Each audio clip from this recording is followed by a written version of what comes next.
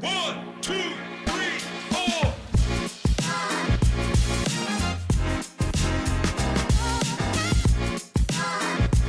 Welcome to Captive Conversations. I'm your host, Adam from Captive Wi-Fi. Join us as we dive into behind-the-scenes stories of hospitality leaders exploring tech, operations, and marketing through the eyes of the experts. Let's get the inside scoop together. Hello everyone, this is episode 25 of Captive Conversations. I have Dan Hawkey, Chief Commercial Officer of TipJar, and we're going to learn more about TipJar today and more about your history, because I didn't know half of it, and to be fair, unlike other people, which I've looked on LinkedIn, they sort of like, there isn't much. Like, so I had Mo from Pre-Shift here last time, and it's like all hidden. I don't like to talk about it, but actually your breakdown of where you've come and where you're from is really interesting. So, but don't say anything, we'll come back to it. I'll let you give everyone a wave. So that's everyone a bit of a wave and a virtual wave for people who aren't watching. So, thank you for coming. No, thank you. We have two questions, so we're going to go straight in from Mo at Pre-Shift, and his questions are, and it's a negative one. So, what do you hate most about the industry, and what are your pet peeves about the industry? Which is a bit of a challenging one, but hate's a strong word. I know. So, I mean, I quite like the second part. What's your pet peeves about the industry? Yeah, I think probably the perception of hospitality from the outside in terms of it being a career. I think from that side of things, it's done me extremely well through my career. We talk about it a little bit later on in the podcast, but I've worked in hospitality all my life. I've seen some great examples of people that have started off as KPs and being CEOs of really successful companies. And I think some of it is our own fault that we don't promote it as a career. Sometimes we just promote frontline jobs and don't really give the full picture of what it could mean for a career. So that's probably my biggest pet peeve and something I think we can improve on within the sector. I think Hospitality Rising's done a great job over the last couple of years. Amazing. Big fan of Hospitality Rising, but I think it's down to us as operators, as suppliers, to really showcase what hospitality is about, because it can do some great things for people, and it's an amazing sector. I'll never work in any other sector as far as I can see. I absolutely love it, and I think that is probably the one thing that we need to do better as a sector, promote it to proper career. I agree. Yeah. I agree. It's interesting because I spoke to we had Scott Turner on a little while ago, and he was in Australia for a bit, and he was like, "Man, over there, like even the baristas are like championing everything," and he goes, "Hospitality is declared as a career across the board." And I think over here, you're right. I think some people do it because of they want that as a role, and they want to escalate. I wish more people would talk about it more here about that. Well, I just think, as I've said, there's examples of KPs through to CEOs. Yeah. There's brilliant cases across, but it doesn't have to be what you start off. I started as a frontline operator for 13, 14 years, and I've moved into the tech side of things. I still class myself as working in hospitality. Yeah. And I think you can be a frontline worker, but you could go into marketing, HR, finance. So there's no reason, if you're doing a degree, you're going to university, that you can't still continue that career. There's no better sector than hospitality. It's fun, it's great. You get to meet cool people. Exactly. You make friends for life. Yeah. I agree. And so I just think we could do a lot better at promoting it as a career. And you mentioned Australia. America's a prime example of it as well. I was in New York last week, and it's a fantastic area to go to and see true hospitality. Their staff in their operations, restaurant operations and bar operations are incredible, because they're fighting for every tip. And it's a career for them. They can earn 3 times their salary, 4 times their salary easily on tips. And it's something that they see as a career that they'll do for 30, 40, 50 years. Yeah. And no reason why they can't do that here, or they can move into these other functions that we promote as well. I agree. Okay, question number 2. It's another negative one, and it's I don't know. He was feeling a bit tired towards the end of the conversation. So, what has been your worst hospitality experience as a guest? You don't have to say the brand, because that's the challenging piece. But what type of hospitality?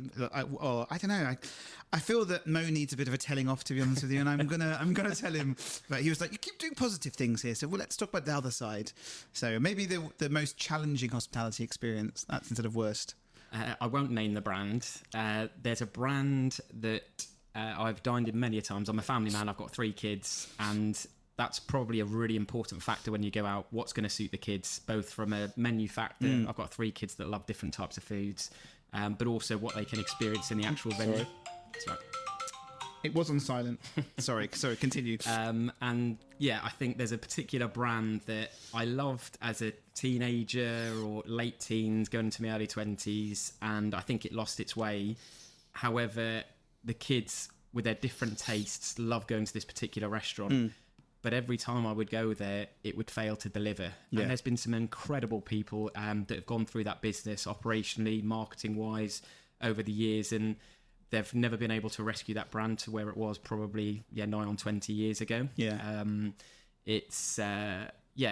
From delays, like it's fine to have a 30-40 minute delay on mains coming out if you get communicated from the service. Yeah. When it comes to an hour and no communication, when you get plastic in your food and you know it's there. So you've had some good experiences then. All in the same brand. It's all been you, actually, isn't it? Your kids have been fine. Like, what's this? And they're eating away and happy. So it's always the challenge because you're making changes, aren't you? The thing from my side is, I think I can be super critical in my head because I'm an ex-operator and I'm a perfectionist as well, but I'm very empathetic. I understand the pressures of running an operation. Yeah. And so for me to complain in a restaurant is hardly ever. And yet, obviously, my previous role to Tipjar was in a customer experience business, trying to promote feedback. I'd always try and give constructive feedback where it's possible, but I think it's really difficult when you continue to go to a brand and they fail to deliver every time. So I've not stepped in that restaurant operation now for a good 5 years or so. Kids don't mind now, do they? Well, you found somewhere else. There's so many other options out there. There are loads. It's a tough market, so you have to deliver. It's customer loyalty. I think consistency is the key, right? And especially with kids. Okay, so we're going to go on to our questions, and these are good questions. So the first question on our side is best hospitality experience. I'm pretty fortunate that I've travelled pretty well. I've done a full year of travelling, and I had some amazing experiences across the globe. One probably stands out in Phuket. There's a hotel called Sala in Phuket. It's an incredible place that you go to, and I think it may have seemed bigger to me back then because this is probably 15 years ago. So you were in Phuket when there was not much there. Yeah, and this was just incredible. But even now, I think that something that I would love to see from our sector more of is personalisation. So 15 years ago or so, I went to this hotel, checked in at reception. Well, they sat me down, hot towel, lovely fresh lemonade that was brought over.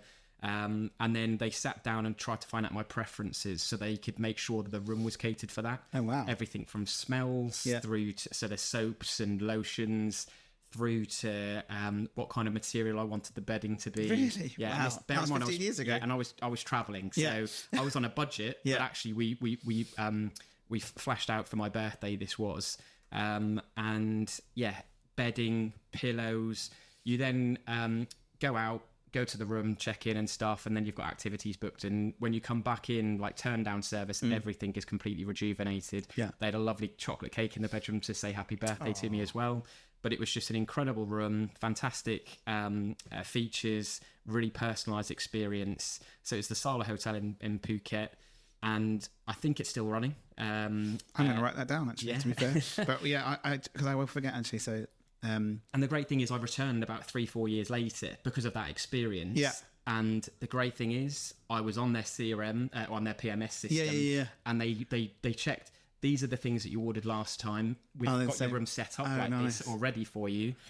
Are you happy with this? Of course it was. Like, it was incredible. I can imagine the upgrade path from the previous era to PMS to this one. How do we get all our paper writing into that's amazing. I have to say Thailand is my favorite place. Yeah. I went last Christmas and to Phuket and love it. I just love the culture and everything, just the food, the culture, the star, everything. They talk about the land of smiles. It genuinely is. Like, the hospitality over there is incredible. They want to look after you. Yeah. And nothing's too much as well, which is really nice. So, and once again, it's a career. In Thailand, it is seen as a career. If you're in hospitality, it is a big career. It's obviously one of their biggest commodities in terms of tourism. Yeah, massive. So, I mean, when did you go back to Phuket? Last time I went was probably about 8 years ago, I think it was. So I've been a few times, and it's really interesting to see things change and new resorts appear, but some of the core things you go to are still the same, which is nice. Good, I like that. Okay, so best hospitality tech, no self-noms. Sorry. I have to give a shout out to the sector. We've got some fantastic technology across the board. I think You can do a few if you want to. I don't know if you want to upset anyone. Thank you. But yeah, I think I'm really fortunate in the roles that I've worked in. The last couple of roles, Feed It Back and Tip Jar, that we've had some fantastic partners and integrations. We've always prided ourselves on the actual level of integrations that we go to. So there are some fantastic partners out there across the board, those that look after smaller businesses through to the absolute enterprise whales that are out there in the market. I think I'd like to go a little bit left field with this. And I think anything that can really improve the user experience or employee experience is super critical. And I think from a customer perspective, Red Engine do an incredible job with their technology in Electric Shuffle and Flight Club Darts. You think, I don't know the year that Flight Club Darts opened up, was it 10 years ago or something like that? And the dartboards that you would see in the traditional pub, bog standard, they've taken it to a different level.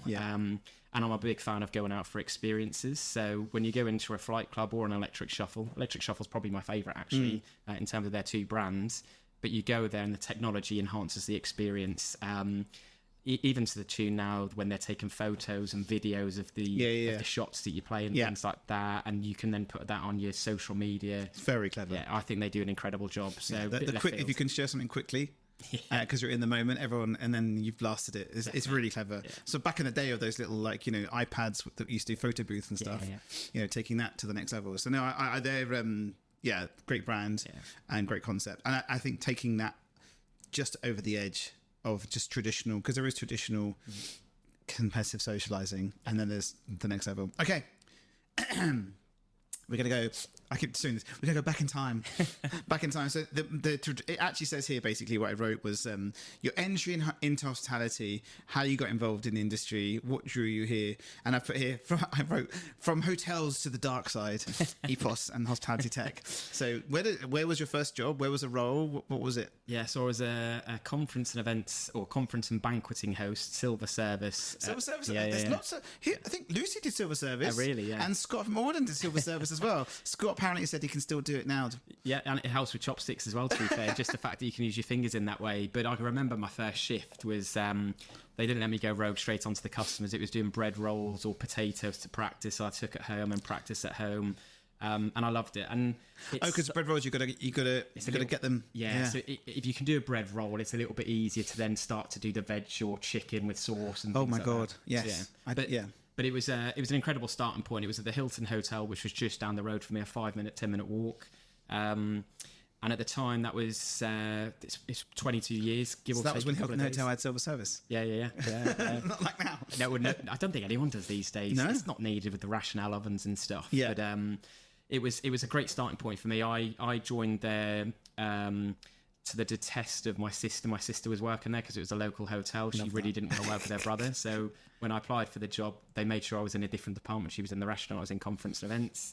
But I was first year of my A-levels. So I was 16. So it was 22 years ago this month.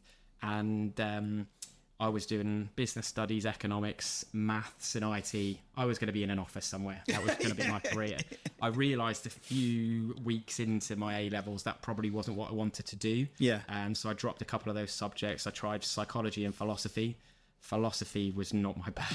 After 8 weeks of that, I had to quit the subject because I loved the thought process of it, but if I went into an exam, I wouldn't have known what to write. Yeah. So I carried on with psychology. Exactly.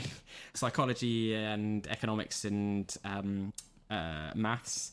But my career was made at that point. I knew that hospitality was for me. You hit the bug. Caught the bug. Yeah. Exactly that. So second year of my A-levels, I actually went full-time at the Hilton Hotel. Oh, okay. Carried on studying, but didn't get the grades I should have done because I just loved hospitality. Moved hotels when I was 18. So what happened? So what A-levels did you get?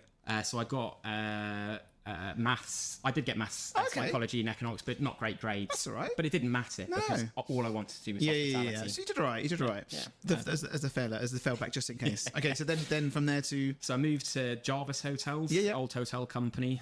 Moved there as a supervisor, and that's where my career really took off. I had a fantastic general manager that really took me under his wing. I love that in hospitality. You find someone who sees the worth in you and then under the wing, especially in hotels, I think specifically, it's very much like that. So, Jarvis, let's go back to...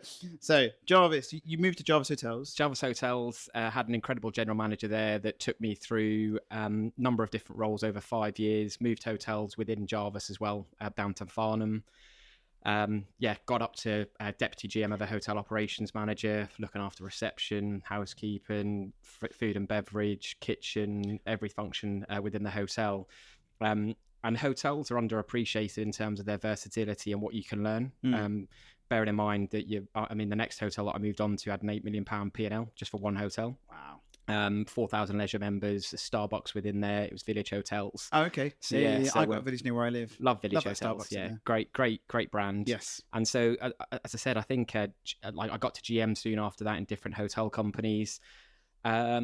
And unfortunately for me, I think it was the time I was raising a family, and hotels are unforgiving when it comes to timing. So, 24-hour operation, 7 days a week. I saw my relationship change with my oldest. She was very young at the time, and I just thought I need to spend a bit more time at home. I was always a massive fan of technology, so soon moved into technology with a local EPOS company. Learned how to sell technology at that company, but I knew it wasn't for me. I knew that I wanted to be in a company that can make big differences across the country with big operations. So I had a fantastic couple of years at Trail after that. Was that the beginning? How long had Trail been going? Not very long. So when I joined there, I think we had about 120 sites live maximum. It was 80 to 120 sites, a couple of brands. Early doors. Very, really early, yeah. Joe Cripps and Will, the founders, were incredible people to learn from as well about what hospitality tech should be about. And by the time I left, I think we were about, after 2 years, we'd had massive growth. I think we were about 2,500 sites at that point. Signed up some incredible brands. Had an amazing time so you went out selling? So my role there was head of commercial, so very much a sales-based role. But I don't see myself as a salesman. I'm a hospitality operator. That is what I am. And it's always very consultative. Recently with Tip Jar, we've started work with The Alchemist. And Alchemist, Hannah Plum over there, love her. She said, do we follow you, Dan, or do you follow us? And I think it's a mixture. Like, they've worked with me at Trail, then me back in our Tip Jar. But I think it's your black book. I think you build trust with people. Yes. I wouldn't work for tech that I didn't believe in. And Trail was incredible. It was revolutionary at the time. We were genuinely in a position at that point where everyone was still using paper-based compliance books, crazy. Folders in back kitchens, no visibility over your health and safety and food and safety or your operations. If you're a multi-site manager, you don't know whether the staff are doing what they should be on a site by site. Just assume. Exactly. Yeah. And that's where fridge checks. But even operations managers, they were traveling from site to site just to check certain things. So yes. You don't need to check on the sites that are performing brilliantly. Concentrate on the tail. Concentrate on those sites that aren't delivering. And when you have that visibility, you can make better decisions as a business.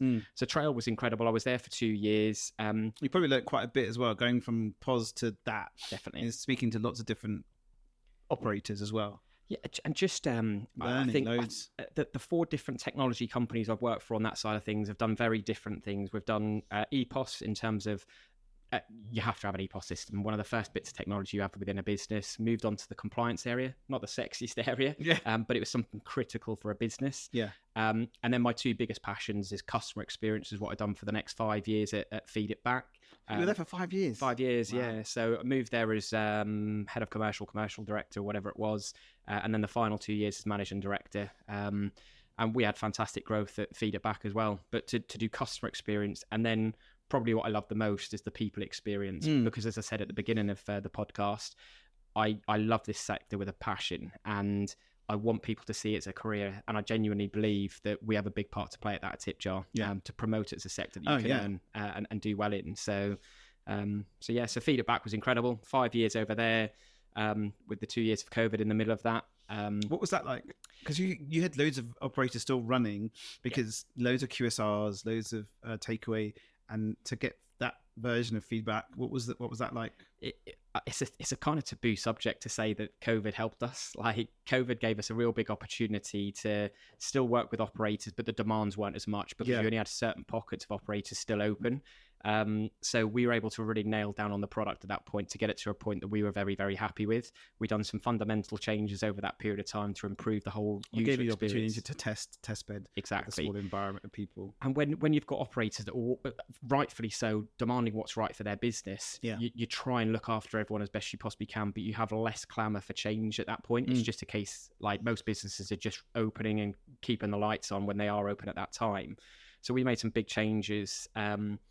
But then coming out of COVID, the real focus for operators was delivering excellent experiences. Yeah. And to deliver excellent experience, you need data and insights to tell you what's going well and what needs improving. So we've done extremely well through that period of time. Hospitality tech is, for those that don't know, is not an area where you make profit in for a very long time. And so Feeder Back was running for a number of years, not reaching profitability.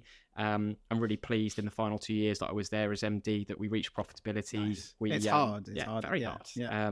We sold the business to a previous private investor, and they've got big plans for the future in terms of what they do. They're in great hands now with Olivia Fitzgerald as their MD.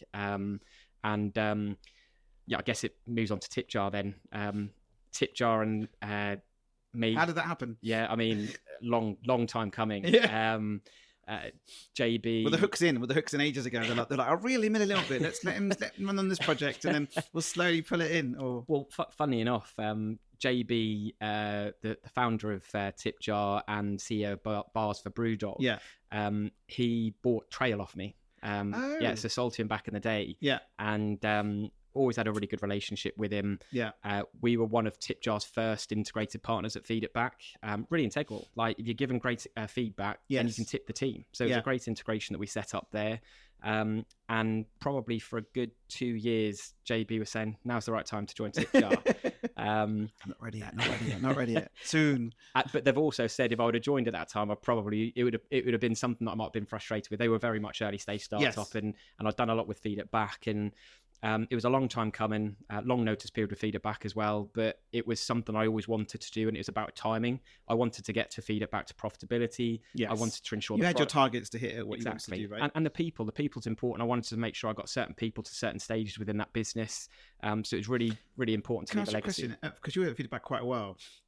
For the experience that you had in hospitality, and then putting people under your wing, do you find that's because I talk to other people as well about communication, and in hospitality, if you worked in hospitality and you learn how to communicate differently with people, but did you find that with you like being under the wing of did you find that that's helped you do that in your business as well? Like, as you said, because you were saying, like, you wanted to make sure people were in the right place. Not a lot of business or CEOs or MDs do that, and it sounds like the mentality from before is sort of in there of bring people to where they should go to. Definitely, I think it's super integral. People are the most important part of any business because you look after them, they'll look after your customers, they'll look after the P&L.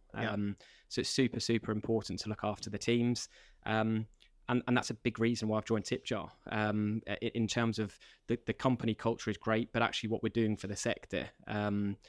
I mean, Tipjar's been about now for nearly 6 years, 5.5 years. Yeah, I remember the little boxes. Yeah. Who was I talking to the other day? I was talking to somebody the other day who said to me that I asked about best hospitality tech. Was it Lucy? Maybe Lucy said it.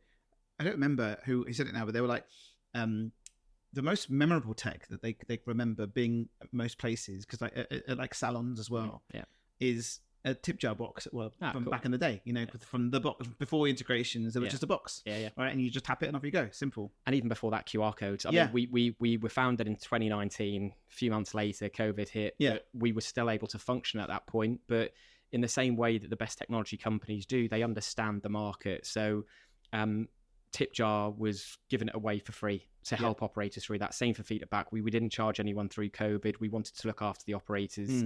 They had enough to worry about at that time. But yeah, it's probably it's our biggest problem though. QR codes. Yeah. It's what people associate us with. All the tap to tip boxes. Yeah. They're incredible. They can deliver in the right environments. Less so QR codes, but tap to tip boxes in the right environments can still do an incredible job. But we've come on leaps and bounds in that time frame as well. And when we look at the growth that we've just had in the last 7 months alone, we've doubled the business in 7 months. Yeah. We anticipate to do the same over probably the next 6 to 9 months again as well.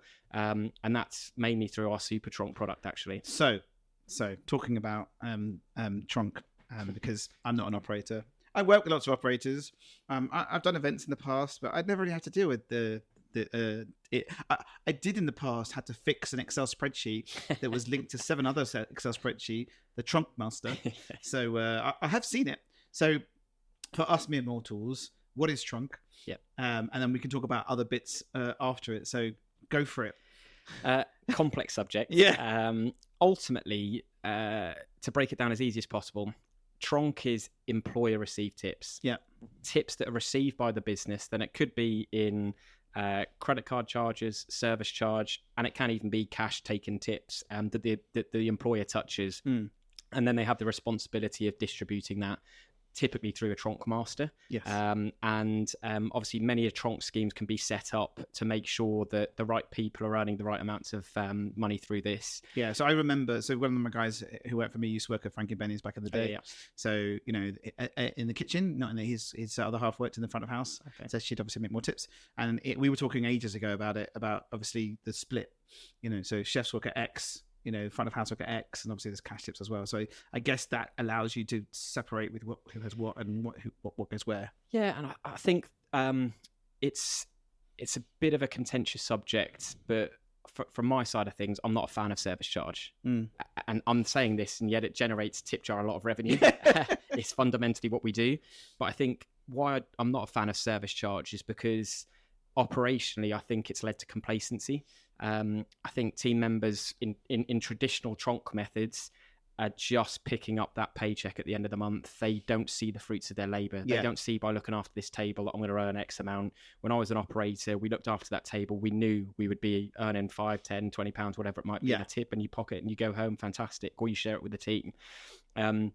So I think the best operations really have a look at the best TRONC methods, and we help operators with that. We give them the guidance. We work with thousands of operators in terms of... I guess you see what works as well and what doesn't exactly work. That, and what can lead to the right kind of results that an operation is looking for.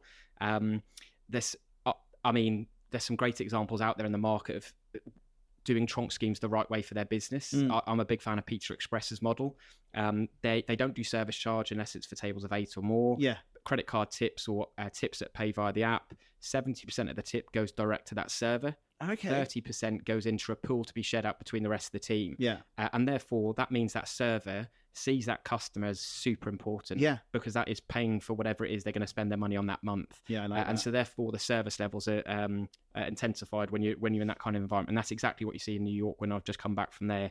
Those that are on frontline operations deliver the best experiences. I think the funny thing about America is the service charge. Yeah. Yeah, obviously. And then there's the tip. Yeah. And tipping culture there is crazy. I was having a chat with someone who I work with who lives just outside New York.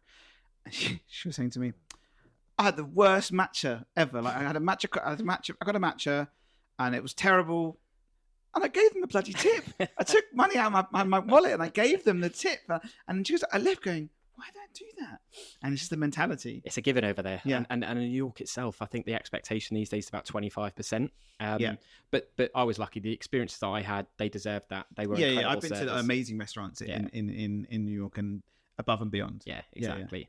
And so I think the new breed of TRONC is where you really have a look at your operation and what's right. Obviously, the big change on TRONC is that it's now regulated from the 1st of October. So maybe by the time this podcast goes out. Yes. I'm hoping, I'm going to try and take little snippets. So on that note, my local Italian, Paolo, he's lovely, chef, owner, operator. I was at there last Friday. And I was like, he's got a new till system, so he's very happy. He had like a really bad... I'm sure you gave him a recommendation on that. Well, to be fair, he said to me, here's no money.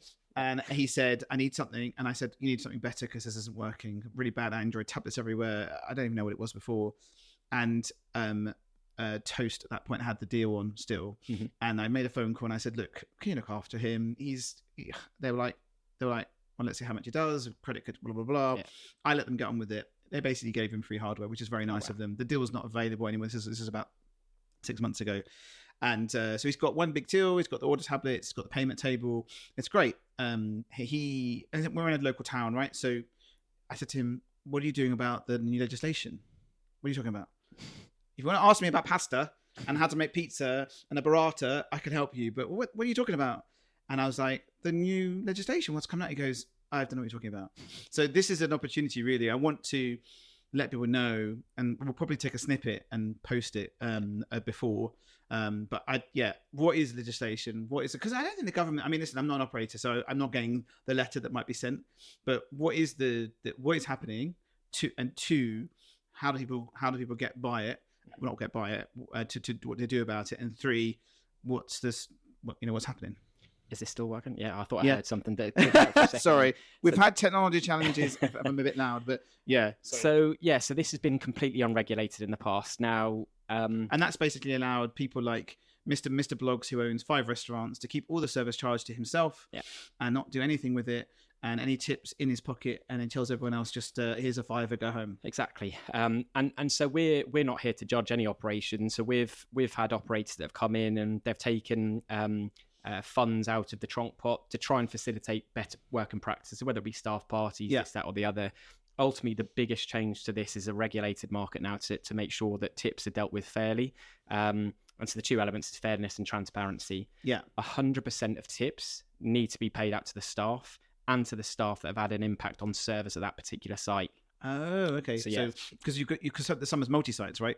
Exactly. And there might be multiple split across. And so a lot of schemes in the past might have had a TRONC pot where they centralise all of the tips and they spread it across an estate. Yeah. Now you have to showcase within your TRONC policy why there's certain people that might be included in it. And that's fine if you've got someone that has had an impact on service of that site, an ops trainer that's come in and delivered fantastic training over a couple of days, maybe involved in service, they can earn from that TRONC pot.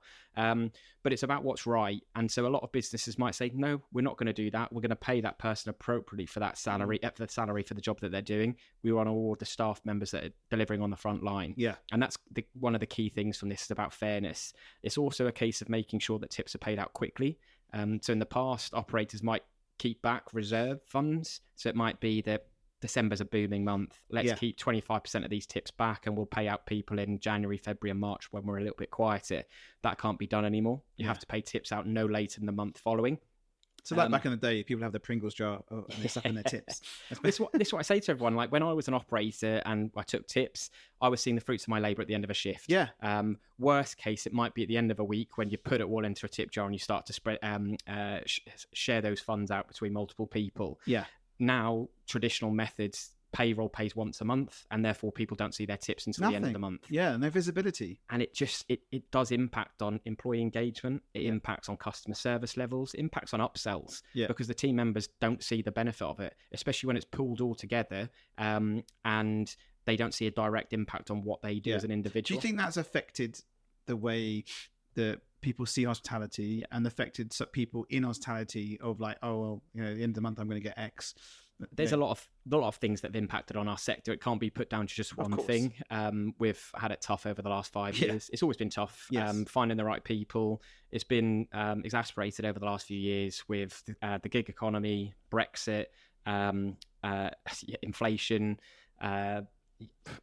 Obviously, with Brexit, a big part of our workforce decided to go back home. Yeah. Then we've had COVID through all of that as well, and we're fighting. But if you in your mind, if what you have now and people had it a couple of years ago, do you think that would have?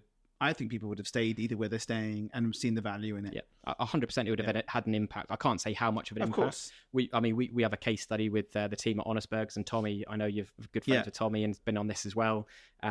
Tommy is a big advocate of what TipJar do, and they gave us some stats that it's helped improve their employee retention by over 30%. Wow! If you can increase your employee retention by 30%, it's incredible. And the industry is so difficult right now. The amount of people I speak to who just continuously struggle with good staff.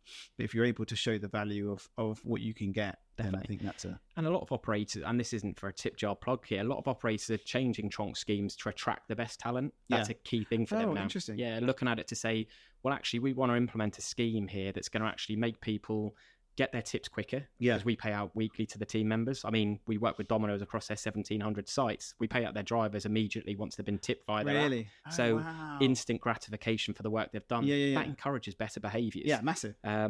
So we're trying to get back to traditional hospitality. Team members seeing the fruits of their labour as soon as they possibly can. And as part of that legislation, it's the transparency piece. Everyone needs to know now, like, at any time, someone in your staff member come up to you and say, what's the deal, what's going on? Exactly. And they have to show the visibility. And so as part of the legislation, they can request to see the tip splits effectively of the site, not full visibility, but we earn £5,000 on this particular week. That is why your split of this was £250 or whatever it might be. They can request that visibility on up to 3 years worth of their tipped earnings. Wow. There's a lot of work for operators to have to do that, especially in a like the single operators as well. Like they have just enough time to run their business, let alone marketing, cooking, and dealing with staff. And that's the thing. I think a lot of single site operators won't be aware of it. We're still dealing with many multi-site operators that just aren't aware or holding off. Sorry, I'm layman here. I haven't seen anything from the government for me, but I mean, are they just not being very vocal with it, or is it just? I think they're doing it in different ways. Or the government have it's gone past Houses of Parliament, House of Commons. It's all been passed. It's 1st of October. The Department for Business and Trade done their press release a few months back to confirm that the change of date to 1st of October in the Code of Practice. We were the only other company mentioned in that press release. So there was a quote from our CEO, Ben Thomas, which was amazing. Yeah, I met Ben. I did a little awards thing with him. He's awesome. Oh, did you? Was that Hospitality Tech? Cool. Very, very awesome guy. Yeah, he's a good guy. Yeah. And once again, he's an ex-operator. He's a mixologist. He was a bartender that was paying to keep the lights on with his tips because he was getting physical tips on a day-to-day basis. That's the impact that we can have as a business, that we can help people with whatever they want to do, whether it's they want to save their funds. Let's go to TipJar. So they can we'll talk about Super TRONC in a second, but the base product. So my little matey Paolo, I love him to bits. Awesome food. What's it? He just got a new till system. Didn't spend any money, but he got a new till system. That's now settled in. He's happy now because he has a till system. Doesn't have a huge amount of time. What's his route to get this done? Is it just sign up, get going, and then it works? Yeah, we automate everything through EPOS rotor integrations. We do other solutions whereby you don't even have to worry about that. We can integrate directly with the PDQ terminal, ensuring those funds don't ever touch the business accounts, and therefore we take that money to distribute straight to the team members at that time as well. So, easy route to market for any independent or multi-site operator to get signed up and not have to worry about it. I think that's the challenge. That the big that word worry is going to freak out a lot of people. There's big consequences to this. I mean, yes, if you go I think they're going to definitely make people. No offense to the word, but make people pay. Yeah. They're gonna. I can foresee that they'll go and find someone and make an example. Well, it was death by press for one of the brands a few months back when they tried to do something a little bit different. Oh, was it the brand fee? I saw that. I saw that. Yeah. And do you know what? I think that was a 180 quickly. But and I'm not going to crucify them. I commend them for trying something, but it was the wrong thing. They tried to dupe the customer. They tried to dupe their staff members. It was the wrong thing to do, but a lot of operators will have benefited from that because they saw what not to do. Yes. I think, to be fair, it was an awesome thing to happen. Yeah. Because then it shined a light on actually, you can't really do it. No. And there will be employment tribunals. They want this to be self-policing. The fact is, an employee can raise an employment tribunal from the 1st of October and say this TRONC policy is not fair. And there's a lot of people that will believe their TRONC policies aren't fair. They can't do anything right now, really. Once it's regulated, they can. And the fine, so if that gets passed through the courts, and they say, yes, this is unfair, £5,000 fine for the business, but then they can multiply it by every single employee within that business that's been impacted. It's a huge fine. That is huge. But I still don't see that's the biggest thing. The biggest thing is PR disaster. Yeah. Like that brand that we just touched on then, to recruit people when you've got bad negative PS about your working practices. And it's hard to find staff already. Exactly. So I think that will be a big thing. So quick question, cash. Yep. Because there's not much now. I mean, I went out the other day with my wife and went out for dinner, and Adam, on the way back from work, go to the cash point and get 40 quid out, because when just in case we need to give a tip, and my mentality is still that, because my brain doesn't see. I don't know. I'm different to my friends. My friends will see the service charge and go, "Why are you giving a tip?" And I'm like, "But the service was amazing. But there's a service charge. I work in hospitality like you, so my brain is This was amazing. Service was amazing. Give them a bloody tip. So they'll leave, and I'll go give them a tip, and they're like, "What were you doing? Nothing. Wasn't doing anything." But I still go and get the cash. Not that I should. So I think, I don't know. That's my brain. What happens if people are still doing cash? How does that work? It's a policy that can be decided on a site by site or group basis. So an operator may decide to say, cash chips are put into the same TRONC pot as long as they get agreement from the teams. Yeah. Because you have to get agreement from the team in terms of a TRONC policy. So it could be to say, well, actually, cash chips are going to be put alongside everything else and shared out as part of that TRONC scheme. Yeah. Or a business may decide to say, and the TRONC master may decide to say, cash chips is up to the team members to decide what they do with it. Yeah, that's the route a lot of businesses go down and say, actually, that's fine. Team member, if they get £10 left for them, they can put it in their pocket, or they can put it into the physical pot if they want to. Exactly that, and then share it out between themselves. Yeah. But the business cannot influence a TRONC pot or cash anyway. It has to be the TRONC master that decides where those funds go to. But obviously, the businesses know better than anyone. Yeah, what they've been doing like. that already. So that's Exactly. Okay, fine. I think for me, in my brain, because my brain's not adjusted to giving. Some places I will go, and the other thing as well is that my local Italian have a credit card system that has the tips on it, and because they're a local business, they have service charge as well. So they don't want to put it in someone's face, the credit card machine, because they believe that. But I said to him as the owner, I said, "You got a new waitress. She's freaking awesome. I mean, awesome. I mean, like banter, good conversation. I'll still give her a tip even if it doesn't." I said, just put the credit card down, and if you haven't, if you feel you can do it by case and see how you get on. But he's very much, look, we're charging skip the charge. tip. Yeah, there's a saying, don't skip the tip on the PDQs. Don't let the customer decide. Yeah. I think so, but I think you've got to train them the right way, because last thing you want is it on your plunked down and you're like, why are you giving me this? So do you know what I mean? So I think training definitely helps with that. But you're right. No, I'm going to use that. Thank you very much. That's 100%, because I went to one around the corner here. We're Brits. We're too kind. We don't want to ask. It's not asking. It's giving it to the customer to decide 100%. What they want to do with it. So Passock Avenue around the corner from here, they're a Lightspeed customer.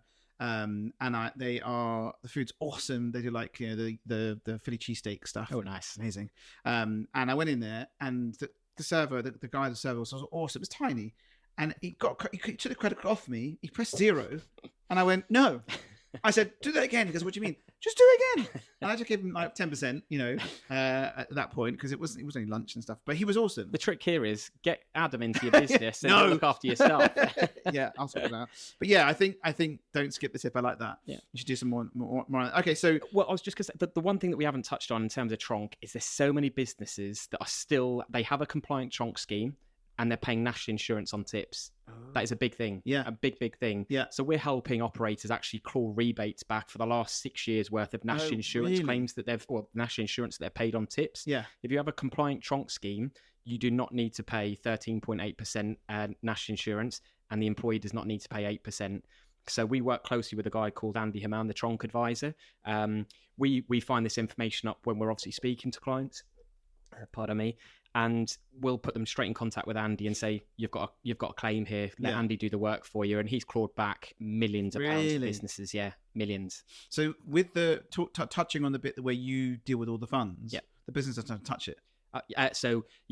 In our other products, Super TRONC, obviously it's employer received funds. Yes. They send us the funds for us to distribute to the team members automatically via our system. But if you're integrated...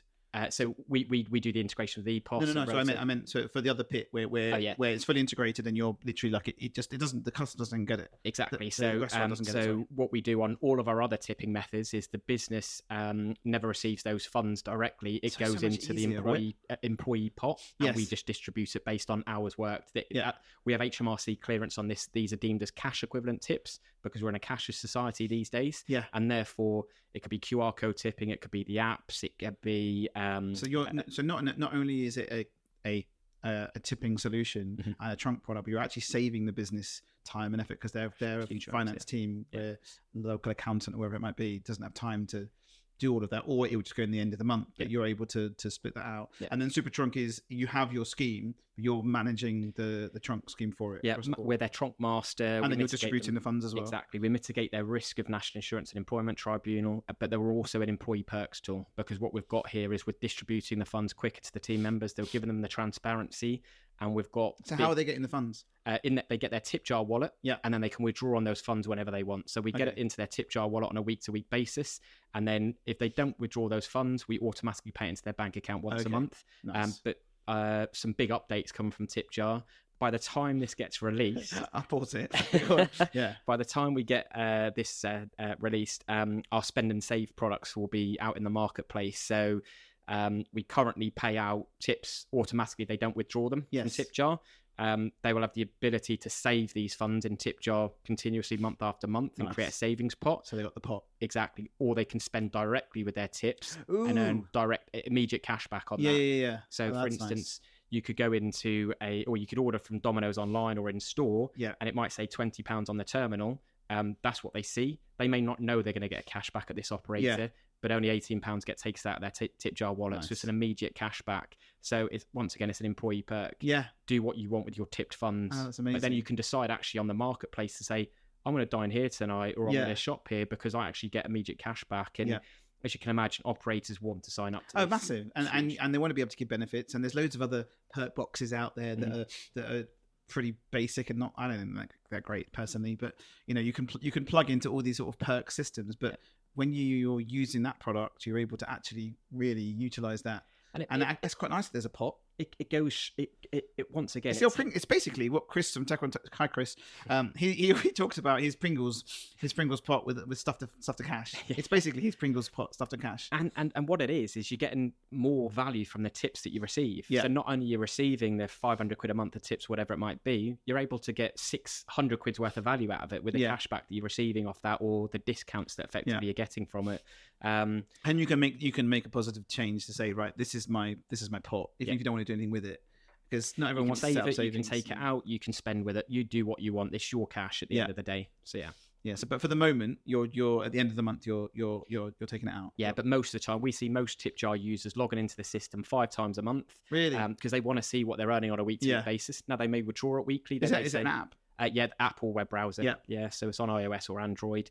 Are you sending push notifications to people when things happen as well? Yes, when they get paid out, they get an alert to say you've just been paid. Nice.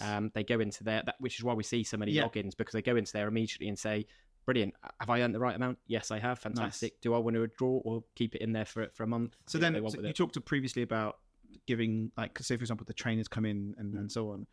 Does this, using the product, does that also allow the business to give bonuses and stuff, or how does that work? Is it tricky? TRONC, you can't really use subjective data with TRONC. So they've got the TRONC app as such, right? Yeah. So for us, it's purely about TRONC and tips that get paid out. So we deliver cash equivalent tips or TRONC in exactly the same format. The only difference is we report directly to HMRC for the TRONC because we're paying tax. However, the others are being delivered at gross to the team members, and it's up to them to declare tax on that. Okay. But yeah, we're not having additional funds put into the system for operators to give out to people. Yeah, it's purely about making sure they're compliant with and that's processing tips. Big keyword right now. Yeah. I think in marketing it's loyalty, and the other word is compliance, because compliance is just a quickie. Obviously, Tommy's a really good one to touch on because he's awesome with change management, putting projects in. How are you finding it with some of the bigger brands you've worked with to put a product in? Because it's hard. Like to get people on, to get people onboarded, to get someone who's, unfortunately everyone has a Tommy, to deploy it into the business. Yeah. How's that been in some of the businesses? I'm not going to lie, we've been so busy that it's been hard work. Yeah. And the great thing is we're the experts at what we do, so therefore we can make it a lot easier. We try and automate as much as we possibly can for the operator. The biggest problem for most operators that they face is the quality of the data that they have from an EPOS or a rota perspective. We unearth a lot of issues that they have with existing data that's coming through, whether it be the actual amounts that are being reported from a TRONC and a service charge perspective, through to the hours that are being processed under different employee IDs or job roles. So we identify that as part of the onboarding process. Yeah, you probably find loads of incorrect settings and what that means is we always do dummy runs beforehand, make sure they understand this is what's going to pay out. Does this look right? Yes, it does. Or no, this doesn't quite look right. That's fine. We can make those amendments, or you need to make it within your rota product, whatever it might be, and we'll make sure that next run goes well for you. And that's how many integrations now? Well, I don't know off the top of my head. I would say give or take probably 40, 50 different integrations across Rota, EPOS, Order and Pay, PDQs. Yeah. And I think I guess the vision is get that credit card machine integrated as soon as possible. So I think you mentioned a few already. So I think that's the winner, because if that gets done, then that cuts out a whole a lot of stress taken off the business. And as I said, why they go with an external TRONC master, there's a lot of benefits, but one of the key reasons is just to wash their hands of any complications and compliance issues. It's dealt with by Tipjar in this instance. So it's a big headache relief. So. And then how big's the team now? Because you've grown, you've had a few more and a few more and a few more. Yeah, I think we're about 23, 24. Nice. We because we're relying on the technology, we don't want to be 100, 200 people. We want to rely on the product and make sure that it's automated. That's the way that we can grow. That's about SaaS, right? As you said before, like if you've got a SaaS product, ideally it should run itself. Yeah. Once you've onboarded them, then off they go. You provide excellent support and everyone else, which is a fantastic, which I'm sure you do. But I think the onboarding one is really important. Once you've got them happy, and because off they go. And if someone knows what they're doing for you, it's sign up and off you go, right? Exactly. Yeah. And for us, I say we don't want to be a team of 200-300 people because we want to be product, but we cross the chasm between SaaS and fintech. Genuinely, because we're dealing with funds here and distributing it to people, and with the functionality that's come and spend and save, there's a lot more regulatory stuff that goes behind that. So in an ideal world, when's my pension going to kick into it? Exactly that. Yeah, no, exactly. It's all come with a save functionality. Things like pension, put some of your tips toward pension funds, and it's a hot topic. Honestly, the amount of 18 to 30-year-olds now that are thinking about pensions, when I was not thinking about pensions between the ages of 18 and 30, it's incredible. So Tipjar savings coming out next. It is, it is amazing. You heard it. Awesome. Okay, so I mean, to be fair, the next question was really sort of talking about the looking forward, but we have already talked about the looking forward and so on. So I think we'll hit towards the last question. So thank you very much for coming. I'm going to give you a round of applause. So you popped a cherry, which is fantastic. And this is an easy one, so no difficult questions. Cool. Someone said to me, for series 2, you need to ask the difficult questions, and I'm like, I'm good, thanks. I'm too friendly. But yeah, thank you for coming. Thank you for explaining to me what TRONC is and listening. But we'll add all the links anyway into the footer as well, and then any info that you have, PDFs and stuff, we'll put in that as well. So it'll be helpful for people to download and see what's going on, because I need to give it to Paolo, because he defo needs it. We'll sort them out for you. Sorry? We'll sort them out for you. Yeah, thank you. I literally might he'd be like, just do it for me, please. So I'll probably end up doing it for him. Okay, so the last questions. Our best restaurant. Oh, that's a tough question. You can do a couple if you like, because you have clients as well, but it's personal, or either or. It could be any country. That helps. I would say I'm a pub grub type of guy. Yeah. So I say the best restaurants I ever dine in, or the best pubs, I overindulge. So therefore, I walk away actually feeling different because I've overindulged. But and one of those is probably the Hand and Flowers that I went to many years back. I overindulged, but everything that I put in my mouth was incredible, and that's why I ate too much. Where is it? Marlow. Tom Kerridge's. Oh yeah. So what is it? The only 2 Michelin star pub. Yes. So like I say, like pub grub, that's to another extreme. A bit up level, up leveling pub grub. But do you know what? I went to a restaurant in Paris. I don't think it's even open anymore, called La Mariette. And genuinely, the things that happened in my mouth was incredible. Like flavor explosions. Yeah, it was incredible. So that was just about right, because also French cuisine, you're not having massive portions either. It's hard to overindulge on too much, but I'm not necessarily going to do the plugs like I could have done. It's genuine, I like that. Your traditional pub grub. Yeah. Best burger. Do you know, I actually tried something today because I'm a big fan of Top Jaw. Yeah, and me too. Yeah, they get a lot of shout outs for a particular burger brand that I went to today just before this to see whether actually it would trump it. Okay. And I'm not going to name them because I don't want to do them a disservice. It was a good burger, but people get pelters for this on Top Jaw. I'm a big fan of Five Guys. Really? Yeah. Where was I today? I drove past someone today that literally were building a brand new Five Guys. Really? Yeah. Yeah. So I'm a big fan because it's the personalization. I'm a big fan of personalization in customer experience in its entirety. What's your Five Guys personalization then? So I will go for the double bacon cheeseburger, or the large one, whatever they call it. All the way? Not with everything. No. I'm a semi-fussy eater. I'll go jalapenos, I'll go mushrooms, I'll go barbecue sauce typically. Yeah. Probably the Cajun fries, and I love their milkshakes. Yeah, the milkshakes are awesome. So yeah, they're very good. Yeah, So to be fair, I guess you talk about consistency. Yeah. There is consistency in the product. So yeah, I do like it. The chips kill me because there's just so many on there. But I tip for you, off menu item.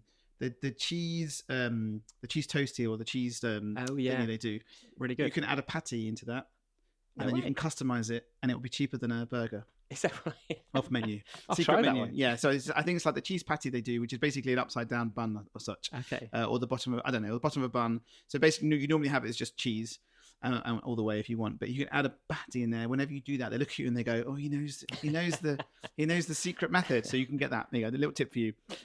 You talked about. To be fair, we talked about best hospitality experience, but best hotel. You have mentioned it's the same Sala one, Phuket, the Sala yeah, Phuket. definitely. I will check it Incredible. out. It's I stayed in the Sala Samui. I don't know if nice. it's the same brand, but it was freaking awesome. Beautiful, amazing. It's just it's like private villas. It was where I stayed, and Did you have a little pool? Yeah, it was outside shower and outside bath. Yeah, it was just incredible. Yeah. It might have changed in 15 years, but Probably that was hasn't, to be incredible fair, back then. because Thailand, those sort of brands sort of stay. So, okay, we're at the end, and we have 2 questions for the next guest. Yeah, I'll have to revert to my phone on this one. I think I'm not going to go like Mo did and go too negative. I think he's just seen so many positive ones, so he's like, let's get into the dark side. But I'll start with, if there was, so it doesn't have to be negative, but if there was one change that you can make to the UK hospitality scene, what would it be? One change. Now that could be policy, legislation, what we do, how we talk rid of about QR codes, anything you like. Exactly. So one change they would make. Yeah. And the other one is, if you could give an award to one individual within the sector for the impact that they've made, and what it is that they've done, who would you give it to? I like that. Yeah. I like that. Hopefully a really nice positive one to finish on, or to start the next one on. Yeah, that's a good one. Thank you. I appreciate that. So this is Dan Hawkey from COO, of Tipjar. COO? CCO. CCO. Sorry. CCO of Tipjar. I'll let you give the website because people know it, but I mean, just in case anyone in America is not looking, how do they find Tipjar? How do they get on Tipjar? How do they learn more about it? Yeah, cool. So our website is wearetipjar.com. Type Tipjar in online. Good SEO. Anyway, yeah, exactly. We can give free consultations. Are you guys doing stuff in the US as well? Yeah, we work in about 20 states in the US as Amazing. well. Working in Eurozone across Europe as well. So Wells & Co are a client of ours that have implemented tap-to-tip boxes, then done Super TRONC, and then also moved the tap-to-tip boxes to France as well. Wow. So yeah, we work across Europe. Before we go, how does it work with the fiscal stuff? Or is that easy? Or is that challenging to... It's not necessarily just the fiscal stuff. It's every state in America or every country could have different legislation around tipping and tax and everything else like that. So, as people, are you learning as you go and you're adding more regions on? Our CEO is incredible, but also we've got a great compliance team. So from that side of things, we're not actively pursuing those other markets yet. If you've got a group of 10 people that come to you and say 10 sites, 20 sites, and we're here, what do we do? Because people, it is the generation of what's happening, right? It needs to happen. Anyway, let's give everyone a wave goodbye.